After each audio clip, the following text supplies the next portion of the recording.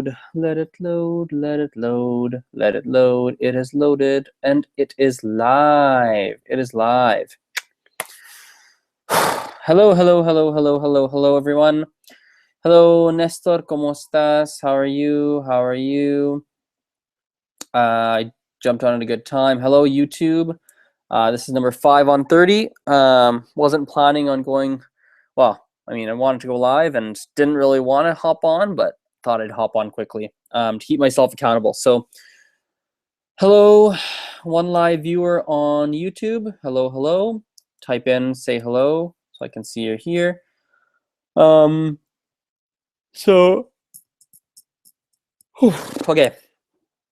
We had a couple people on Instagram, a couple people on YouTube. Cool. So, make this quick to the point. We got a question from Anita. Actually, let's answer that first. Don't you have class today? Good question. So today's Sunday for me. It's 10:14 p.m. 10:14 at night, and it has been a busy day. So essentially 9 a.m. taught some Spanish. Taught some Spanish at 9.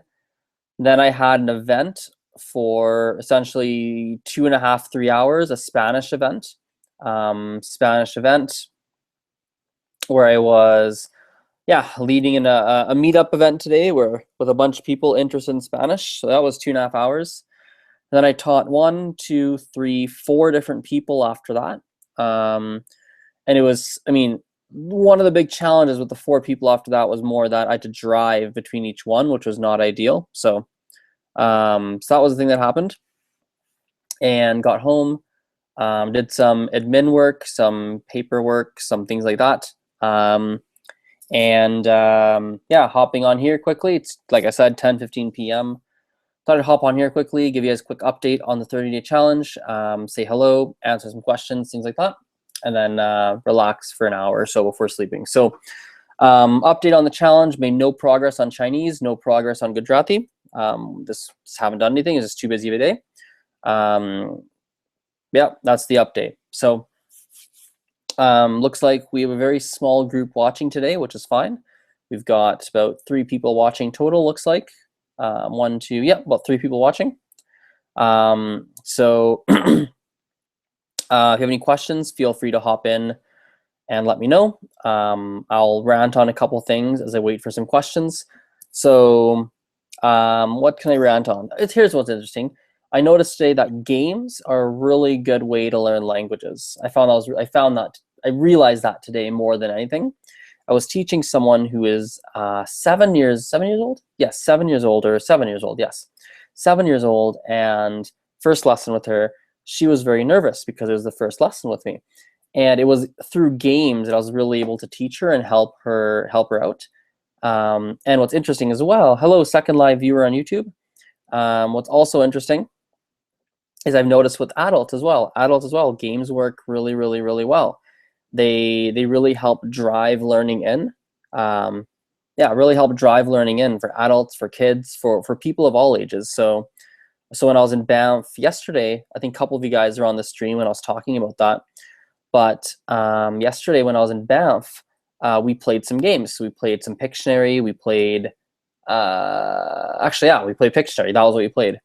Played Pictionary, and it was really good. We were able to learn a lot of vocabulary words that you normally wouldn't learn, and we were able to do it in a bit of a fun way. So I'm a fan of games. I'm a fan of games and language learning, mixing them together. It works really well.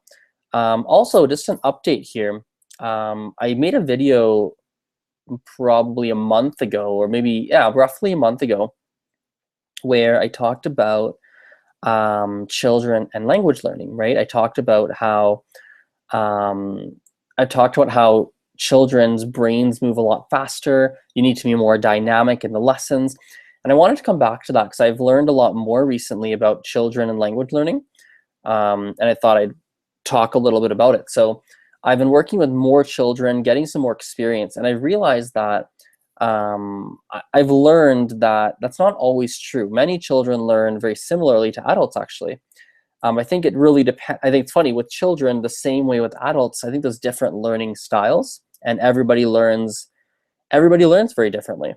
And so my initial gut reaction when it came to how children learn was probably wrong, actually. I was probably not correct now that I've been doing more with children. However, yeah, I've just noticed it's probably it's more similar to what adults do, which is it's very individual, depends on the person. That being said, one thing I have noticed, and this occurred to me, I've known this for a while, but I put it into words today, and it really solidified in my brain today, was it's funny with children. If you think about children, right? If they're, let's say, 8 years old, they probably started talking when they're 2, 3, right? 2 years old. They're probably quote unquote fluent in their first language when they were, 5 years old, right? 4 or 5 years old. So if they're 8 years old, they've only been fluent from the age of 4 or 5 to the age of 8. So only about, 3 to 4 years of being fluent in their own first language. So when they're learning a second language, often they don't equate, again, this is my experience so far, as I teach more and more children, maybe I'll change my mind, but so far as I've taught children, what I've noticed is they don't necessarily equate a word in their second language into the word in their first language. So for example, if you take Spanish, for example, I know we've got some Spanish people watching. If an adult would say, yo in Spanish, or no, yo means I in English. Tú means you in English. Él means him in English. Ella means her in English. And you translate it and it can stick in your brain. But for children, because they don't have that massive base in their own first language, I think there's less of a chance for them to make that own connection. So something really interesting. I think they really remember more by feeling and what matters to them. So something really interesting. Yeah, it's also a funny data point now that I'm completely unrelated data point. It was funny to watch the YouTube viewership drop as I talked about children and language learning. I'm going to save that data point in my brain. Cool. Any questions? I'm seeing no chat, which is okay. It's a small group, so I'm not expecting a ton of chat today.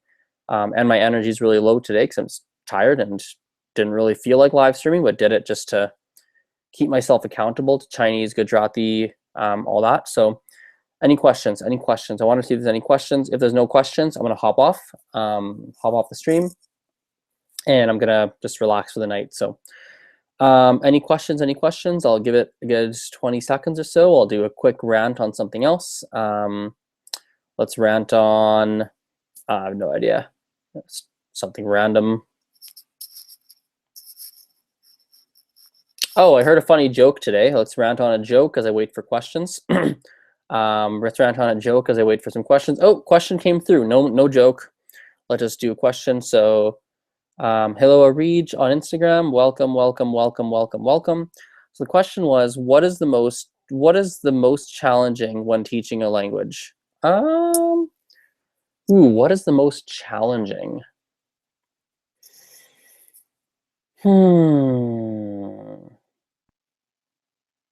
Not a ton. I'm very comfortable teaching. I'm very, very comfortable with teaching.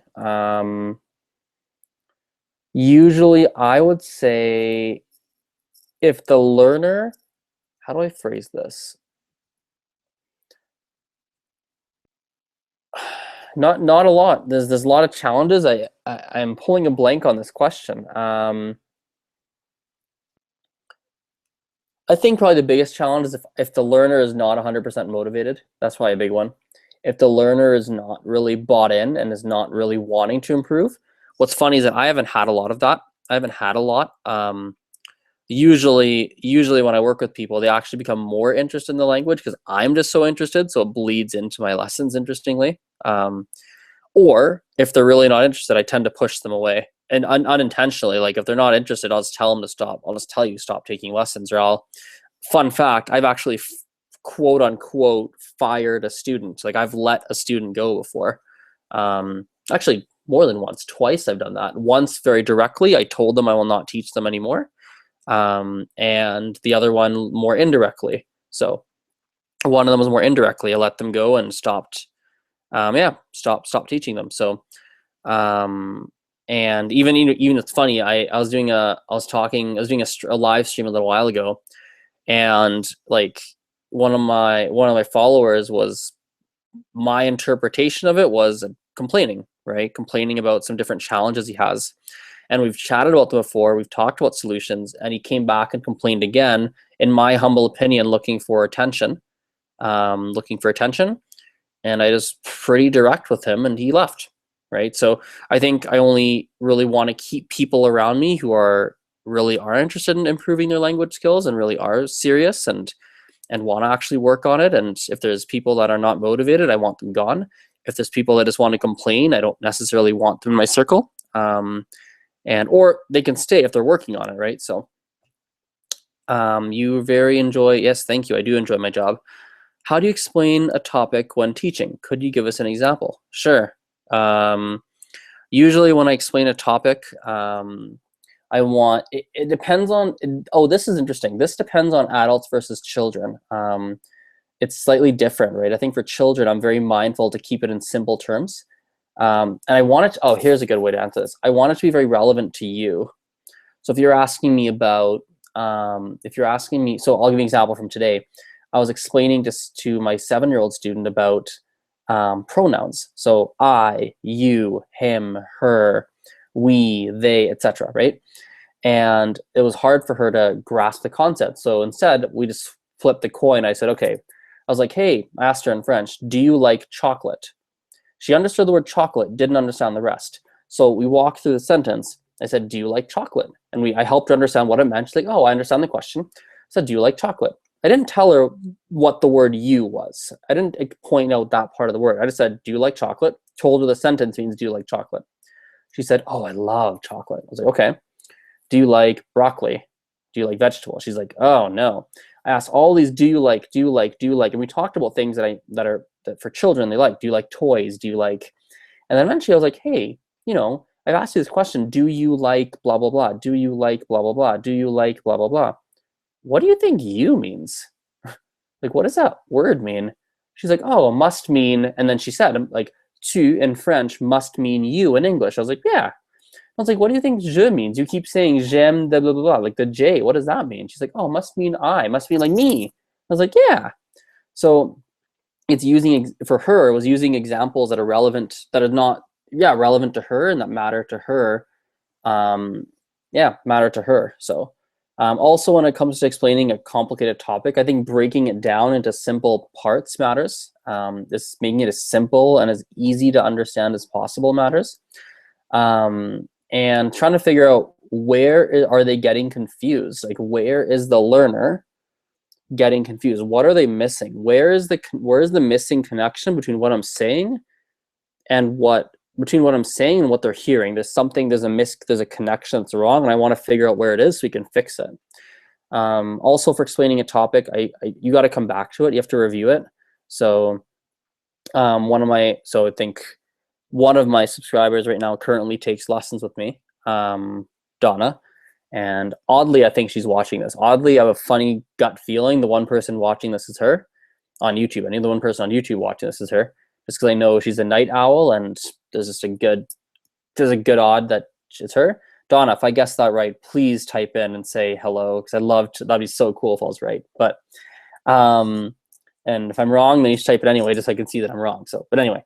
But with her, like, we just come back to concepts. We'll just come back the next lesson to things we talked about the previous lesson, and just repetition helps a lot too. So, do you think it's helpful to go to a language school? Yeah, I do. I do think it's, hello, St. Louisian. Yes, I do think it's helpful to go to a language school. I mean, I've been to lots of language schools. They've been very, very, very helpful for me, and I've really enjoyed them. So I think language schools tend to push reading and writing more than they push speaking. But yeah, no, they're great. I like them. I'm a fan. I know a lot of people aren't, but I'm a fan. I like them. Nestor, do they choose the topic before a class or during class? I assume you're asking about. The students. Often people, it depends. Students, like children, I choose the topics usually. I'll ask them if they want to learn things in particular, but often they don't know. Adults, I let them choose a lot. I let them drive it more. But I do, often they don't know either. Often adults like, I don't know what I want the topic to be, especially if they're beginners, they don't know. So usually I drive it. So I like to talk, which works out. So I like to talk a lot. And so, you know, I can drive a conversation any day. I can take it, you know, drive the conversation. So looks like YouTube must have frozen. Yep, YouTube is frozen. Let's give it a second to come back. Let's give hello St. Louisian, long time no see on a live stream. Long time no see, and YouTube is back. Perfect. Good, that was fast. So yeah, I mean, yeah, I let them choose a topic before class. I might choose a topic. So, but yeah, any other questions? Any other questions? Any other comments? If you have any questions, things you want to ask me, things you want me to rant about, things you want me to talk about, language related, not language related, anything you guys want, type them in now and let me know. Otherwise, I'm going to leave. It's just 10:30 p.m. for me, so I'd like to go. If there's no more questions or anything, I'd like to probably go and relax and chill and hang out. So if there are no more questions, I will leave, but I'll give you guys some time. I know there is a delay between when I talk and when you hear me. So if there are more questions, looks like Instagram is the one where most of the questions are coming from today. YouTube is pretty quiet, which is fine, but which is totally fine. Or we just got a second live viewer on YouTube, so maybe they've got some questions, some comments, some things they want me to talk about. So I will, second YouTube viewer, whoever you are, I will give you a moment as well to type in some questions, anything you want me to rant on or talk about. Instagram, I know St. Louisian, you just joined in recently, so if you've got anything you want me to chat about or talk about, type them in. I don't know how bad the lag is, so I don't know how long to wait for people to type. Actually, if you have no questions, it'd be great if you could even type, like nothing, even if you could type, no questions, nothing, that'd be very helpful. So I don't know how bad the lag is. I don't know how long to type.